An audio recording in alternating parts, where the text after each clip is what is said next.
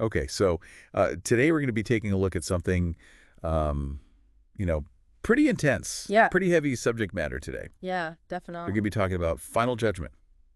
Big topic. Yeah, the end, the ultimate test, so to speak. Yeah. And specifically, we're looking at this YouTube video that you sent in. Okay. It's called The Final Judgment: The Separation of the Sheep from the Goats. Oh, wow. And it's from the channel Elevate Yourself. Interesting. And, you sent this in, and I think what you're really trying to get at is not just what the video itself is saying, but like, what this kind of judgment story, Yeah. what it tells us about how we should be living now. Exactly. Yeah, it's like a reflection on our present actions Right, exactly. in light of this Yeah, potential future judgment. yeah, yeah. And this video really doesn't, it doesn't pull any punches Oh, no. when it comes to imagery. It's very vivid. Yeah, it's very vivid and it's powerful, and it really kind of grabs your attention. And makes you think about the weight of what it's talking about. The stakes are high. The stakes are very high. Yeah.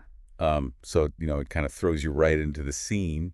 The Son of Man is there, Right. angels all around, A whole shebang. the whole shebang, and he's sorting people like a shepherd would. Like a cosmic Or a shepherd cosmic shepherd dividing the flock. dividing the flock. And it's like sheep on the right, goats on the left. Yeah, classic imagery. And this imagery really makes me think about how we, like, even without realizing it, we kind of categorize people all the time. Oh, absolutely. Are we quick to label someone as a sheep or a goat? Maybe based on just like, a first impression or a little bit of information. Yeah, we make snap judgments all the time, don't we? All the time. And that's kind of what this whole idea of judgment is about, right? It's like making decisions about worthiness often without having the full picture. Right, exactly. But this video, it goes a step further. It gives us like specific criteria, almost like a checklist. Exactly. Yeah, the king lays it out. Okay. He says that those on his right are blessed because they fed the hungry, they gave drink to the thirsty, they welcomed strangers, Right. they clothed the naked, they visited the sick, and they visited prisoners.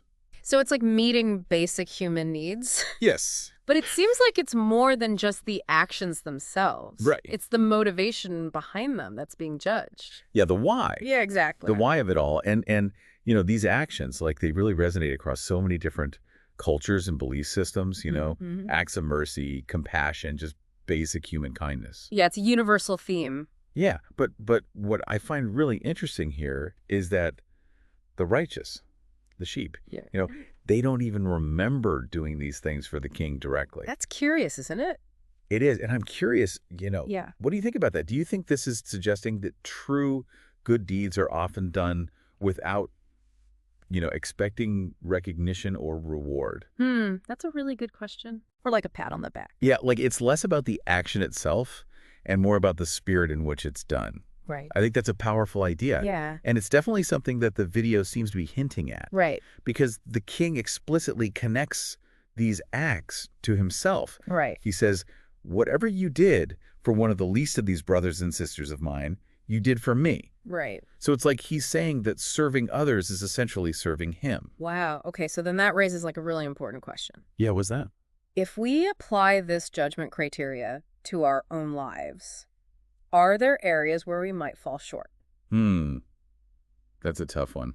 It is, yeah. Are we truly living in a way that reflects care for the least of these? That's something we all have to grapple with, I think. Yeah. It's easy to get caught up in our own lives and forget about the needs of others. Right, and the video really doesn't let up on the contrast either. Oh, It goes from this scene of, hope and those who are blessed to this pretty bleak outcome for the goats. Yeah, the other side of the coin. Yeah. And they're told to depart into eternal fire. Right. And that part about the eternal fire always makes me kind of pause. Yeah, it's intense. It's intense.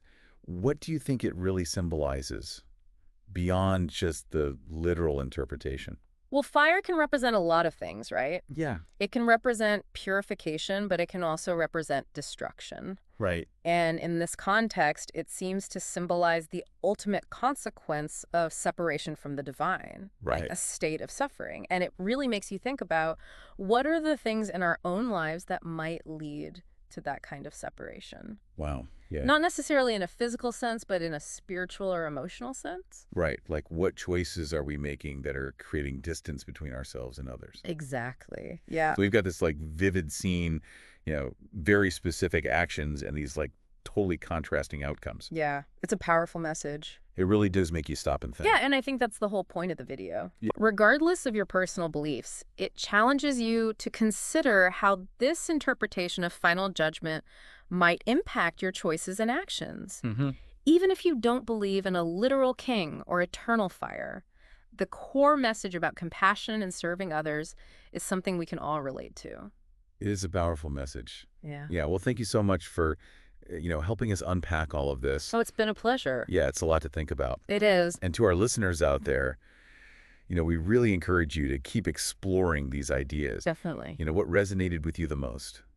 What are some actions you can take today, tomorrow, to really embody the care for others, regardless of who they are or what they believe? Yeah. It's a question worth pondering. It is. Yeah, It's food for thought. definitely. All right. Thanks for listening. Thanks, everyone.